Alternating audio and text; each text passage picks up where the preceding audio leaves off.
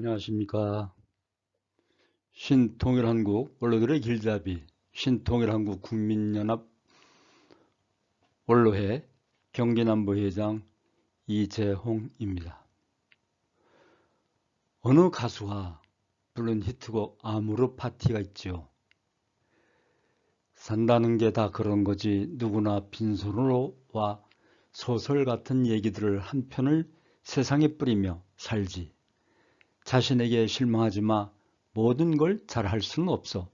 오늘보다 더 나은 내일이면 돼. 인생은 지금이야. 아모르 파티. 아모르 파티는 라틴어로 사랑을 뜻하는 아모르와 운명을 뜻하는 파티가 합해진 말로 운명을 사랑하라. 즉 자신에게 주어진 삶이 고통스럽더라도 그걸 운명이라 여기고 사랑해야 한다는 니체의 철학 용어입니다. 한마디로 피할 수 없으면 즐겨라. 가사만 보면 나이 지긋한 어르신들이 좋아할 노래 같은데 신기한 것은 젊은이들 사이에서도 이 곡이 엄청난 인기를 누렸다는 점입니다. 그만큼 우리네 삶이 녹록지 않다는 뜻이기도 하겠지요. 살면서 어려운 일 참 많습니다. 결혼과 추억도 힘겨운 시대가 되었고요. 오랜 세월 함께한 배우자 죽음이나 중년 이후의 실직, 가족 질병이나 사고를 당한 사람들처럼 갑자기 찾아오는 시련들도 참 많습니다. 그럼에도 불구하고 아모르 파티, 즉 긍정의 가치로 전환하는 이런 적극적인 삶을 살아간다면 오늘도 그리고 앞으로도 또 새롭게 시작한 희망의 삶이 될 것입니다. 한때는 아기 때 얼굴을 보여주는 어플이 한참 인기를 끌더니 최근엔 나이가 지긋이 든 미래의 내 모습을 보여주는 일명 노인 얼굴 어플이 인기를 끌고 있습니다. 유명 연예인들은 물론이고요. 주변의 젊은 지인들도 노인이 된 자신의 얼굴을 앞다투어 SNS에 올리며 즐겁게 이런저런 대화들을 이루어가고 있더라고요. 관심은 역시 누가 더 곱게 늙었을까라고 합니다. 흔히들 마흔이 넘으면 자기 얼굴에 책임을 져야 한다고 합니다. 그만큼 중년 이후부터는 그동안의 삶의 쾌적들이 고스란히 얼굴에 담긴다는 뜻이겠죠. 삶의 흔적뿐만 아니라 얼굴은 그 사람의 건강 상태도 고스란히 담고 있습니다. 건강에 이상이 생기면 해당 부위뿐만 아니라 얼굴로 바로 신호를 보내기 때문입니다. 보통 간이 안 좋은 사람은 얼굴이 푸른빛을 띈다고 하고 검기까지 합니다. 신장이 좋지 않으면 붉은빛을, 비장이 좋지 않으면 누른빛을 띈다고 하잖아요. 앞으로 나뿐만 아니라 주변 사람의 안색도 좀 더 세심하게 살필 필요도 있다고 생각이 되는 대목입니다.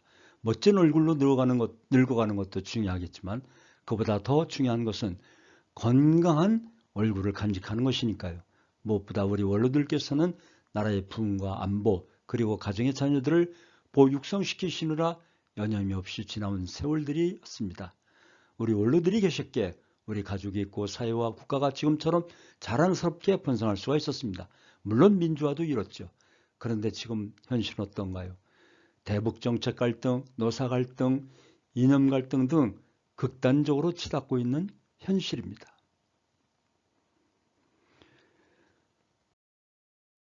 북한은 계속 미사일을 쏘아대고 있는데 남한의 위정자들은 사리사욕, 당리당략에 묻혀 권무술수 중상모략을 일삼는 몰입에 같은 자들이 판을 치고 있는 것 같아서 불안하고 안타까운 심정이지 않습니까? 진보 보수 또는 여야를 막론하고 그런 감이 있습니다. 그렇다고 지켜만 보고 있을 수는 없습니다. 왜냐하면 우리 대한민국은 하늘이 택하신 나라입니다. 그리고 하늘은 사람을 통해 역사하고 계시죠. 인간 마음대로가 아닌 하늘의 섭리에 맞춰 우리 대한민국을 위해 저는 우리 원로들께서 나서야 한다고 생각합니다. 물론 무조건 분별 없이 나설 수는 없지요. 노동자들이나 강성 지지층 사람들이 데모한다고 해서 헛것만 치고 또는 에이 저 빨갱이들, 에이 저 보수 꼴통들 또 데모하네 그렇게 폄하하거나 그냥 지나칠 것이 아니라 정확한 한마디씩 말씀을 제대로 하시고 틀린 거 틀렸다고 하시고 맞는 것은 맞다라고 하실 수 있는 원로들이 되어야 하지 않겠습니까? 부안해동하지 않는 원로들이 되시길 소망하면서 저는 신통일 한국론 중 한민족 그 역사적 의미에 대하여 말씀드리고자 합니다. 한민족의 정체성과 정통성은 한민족의 역사 속에서 찾아야 합니다. 정통성은 한민족의 역사 속에서 이루어는 그 실제적으로 존재해온 것은 역사뿐이기 때문입니다. 그런 면에서 역사는 당위성보다 존재성 그 자체입니다. 과거, 현재, 미래로 전철되어 가는 것이 역사이지 않겠습니까? 과거가 없는 미래가 없고 또 현재는 미래 속에 한 과거의 역사가 되겠죠. 그리고 말씀드리는 내용, 이 말씀 중에 신통일 한국론의 신이라는 접두사가 왜 새 신자가 아니고 하나님 신자가 되어야 하는지를 말씀드리면, 여기서 신자가 새 신자가 되면 새로운 시도라는 의미에서 신성감은 있지만 중심과 목적이 없으므로 끊임없는 논란이 일어날 뿐입니다. 하나님 신자를 사용함으로써 중심과 목적을 확실히 하기 위해 신통일 한국론을 정립하기 위해서 하나님 신자를 사용했다는 점에 대해서 이해해 주시기를 먼저 바라면서, 지금은 한반도를 중심한 문명이 교체하는 때이며 변화와 혁신을 요구하는 때입니다. 대서양 문명을 중심한 서양 문명, 그리고 경쟁적이고 남성의 힘 중심한 투쟁과 분열, 패권주의가 중심이었다면 지금은 한반도를 중심으로 한 동양 사상, 상생, 여성적인 화합, 통일, 평화주의 시대가 열리고 있습니다. 이 사상은 바로 우리나라의 건국인의 경천 사상이며 홍익 인간 사상입니다. 이것은 마치 2000년 전 예수님 오실 때 로마가 유대 나라를 중심으로 전개하려 했던 하나님의 섭리와 맞닿은 내용이라고 볼 수 있습니다. 그것은 바로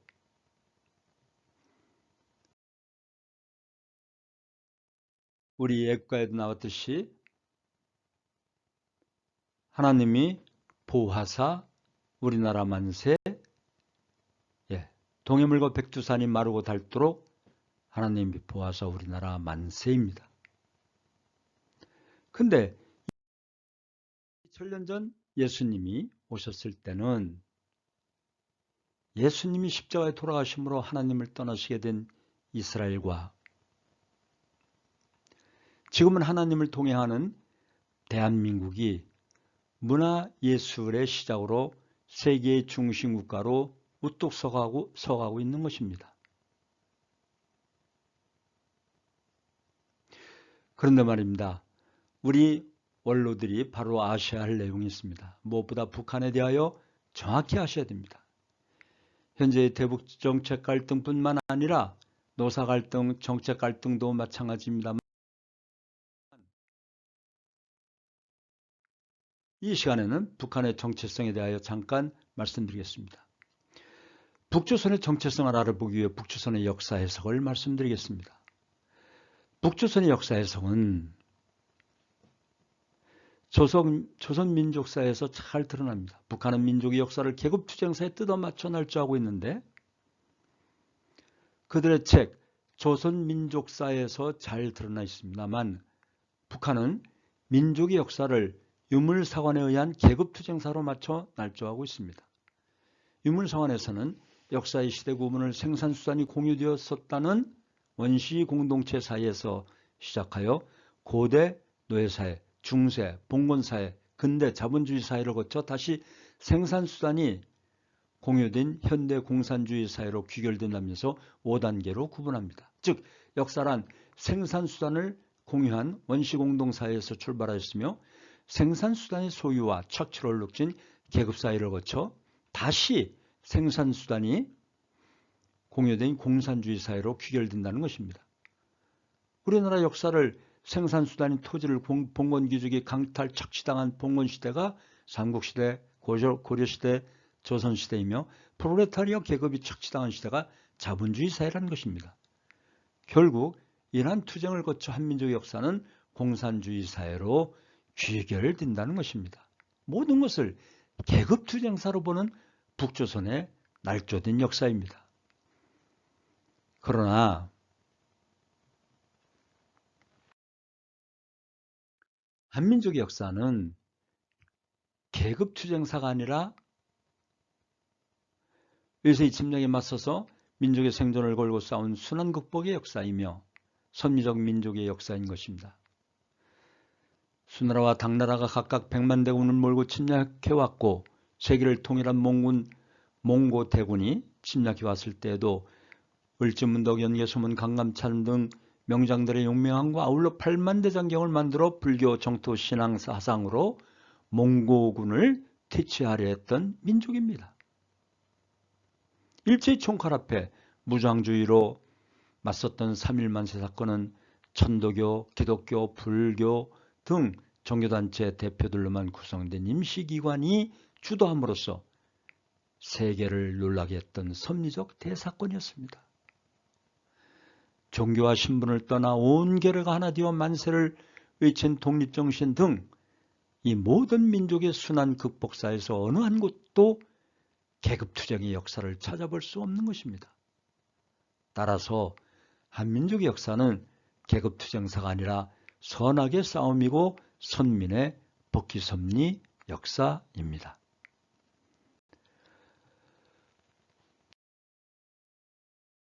북한도 국헌은 민주주의를 표방합니다.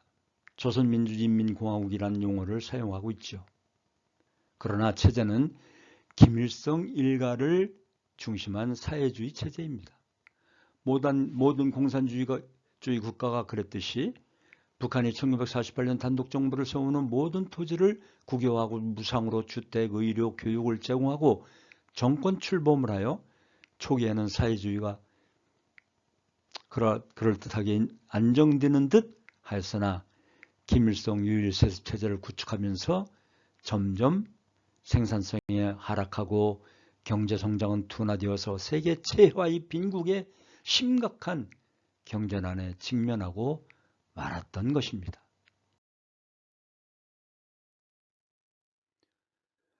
또한 북한의 주체사상에 대한 문제점을 말씀드리면 주체사상의 철학적 원리에서 사람이 모든 것의 주인이라는 인간관은 사회역사 원리에서 인민대중이 역사 발전의 주체로 날조되고 수령 영도론에서는 급기야 어버이 수령이 주체의 주체로 둔갑합니다. 이처럼 북한의 주체는 북한 당국의 유일한 이데올로기요 종교가 되었습니다.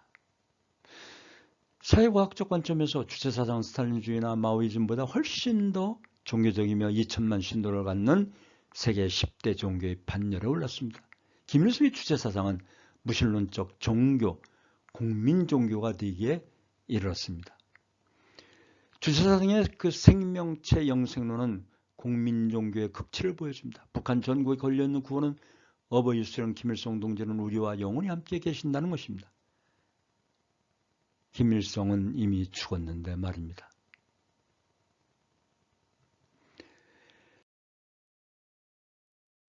대한민국은 자유민주주의 구축과 전진적 발전을 해왔습니다. 남한은 자유민주주의와 시장경제를 기초로 1948년 단독정부를 수립하였으며 단군의 건국 이념인 경천사상을 기초로 산업화와 민주화를 이루어 G11 국가로 성장 발전하였습니다. 이렇듯 우리 민족의 정체성의 뿌리는 하나입니다. 현실의 한국의 대치선의 성격에 대한 내용을 좀 더 밝혀보고자 합니다. 한반도의 그 역사를 살펴볼 때 남북이 대치하고 있는 38선은 단순히 군사적 대치선이 아니라 선악 가치관의 대치선이고 공산과 민주 체제의 대치선입니다. 이처럼 남북 대결은 사상과 사상, 철학과 철학, 이데올로기와 가치관이 대립하는 각축장인 것입니다. 이 가치관의 대결을 해결해 줄 수 있는 것은 서로 극단적으로 대결하고 있는 민주화 공산 원한 쪽의 사상에서 찾아질 수 없습니다. 두 사상과 두 체제는 쌍방이 서로 극단적으로 배제하고 있기 때문이다. 이 양자를 통일할 수 있는 사상은 제3지대에서 찾을 수밖에 없습니다. 즉 새로운 신통일한국론은 우리 민족의 뿌리 경천사상으로 돌아가자는 운동, 자유민주주의와 공산주의 한계를 밝혀 자유와 평등의 근본 원천으로 돌아가자는 운동, 두 사상의 원천을 밝혀 하나로 통일하자는 운동, 이 제3의 길 새로운 신통일한국론으로 평화통일의 미래를 보장하며 함께 가자는 운동, 우리 한민족의 정체성은 하나님주의, 즉 경천사상입니다. 하나님주의로만이 신통일한국을 이룰 수 있습니다.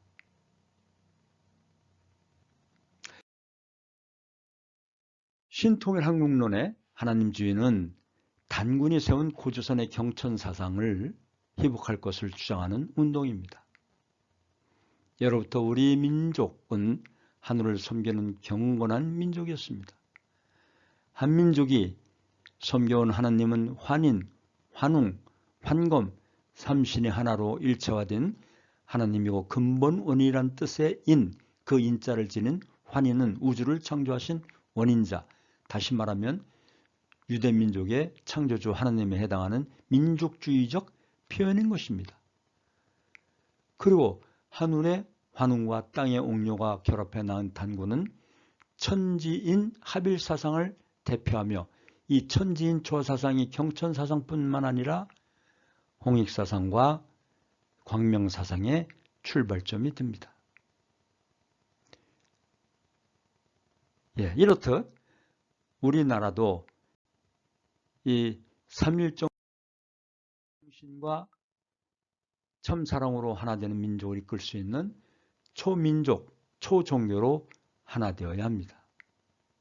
특히 3.1운동 때처럼 기독교, 불교, 천도교 등 종교를 초월하여 신통일한국을 이루기 위해 우리는 민족의 정체성인 경천사상, 즉 하나님주의로 하나 되자는 운동을 새롭게 해야 합니다. 북한의 사람 중심한 민족주의를 극복하고 하나님주의 경천사상의 민족주의의 정체성을 이룩하는 것입니다. 신통일한국론의 이념은 단군의 건국이념처럼 민족 정통성의 역사에 기초해야 하고 남북이 서로 아우를 수 있는 보편적인 이념이어야 합니다. 그리고 통일한국의 미래적 좌표를 제시할 수 있는 이념이어야 합니다. 이런 신통일한국의 건국 이념이 바로 애천, 애인, 애국의 이념입니다. 이 건국 이념은 단군의 경천사상뿐만 아니라 홍익사상, 광명사상까지도 계승 발전시킬 수 있는 사상이며 통일한국을 넘어 세계평화에 기여할 수 있는 보편적인 이념입니다. 애천 이념은 하나님을 사랑하는 정신으로 우리나라 건국 이념인 경천사상을 구현하는 이념입니다. 애인 이념은 인류를 사랑하는 정신으로 우리나라 건국 이념인 홍익인간을 구현하는 이념입니다. 애국 이념은 나라를 사랑하는 정신으로 우리나라 건국 이념인 광면사상을 구현하는 이념입니다. 결론적으로 말씀드리면 우리 원로들이 바로 알고 바로 알려줘야 하며 가정의 안정은 물론이요 대한민국의 안위와 전민족 발전을 해나가는데 우리 국민 모두가 바르게 일어서야 할 때가 바로 지금의 때인 것입니다.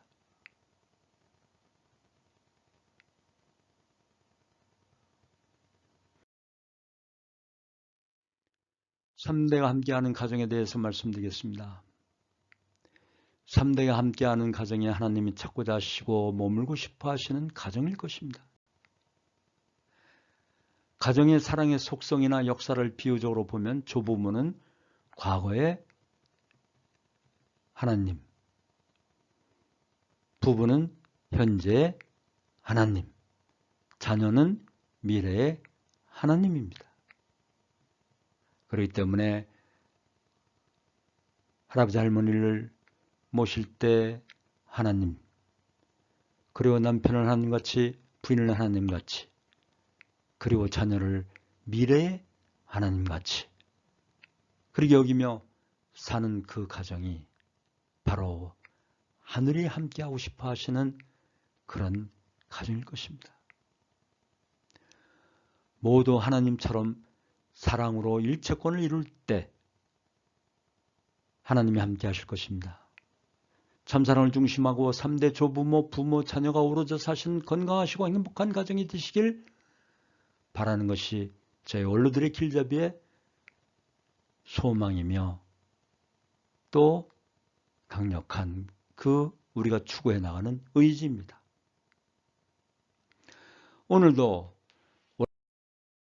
원로들이 없으면 대한민국이 없다는 시호와 함께 우리 원로들께서 자존감을 가지시고 건강하시길 기원하면서 오늘의 15번째 원로들의 길잡이 모든 순서를 마치겠습니다. 부디 건강하세요. 감사합니다. 감사합니다.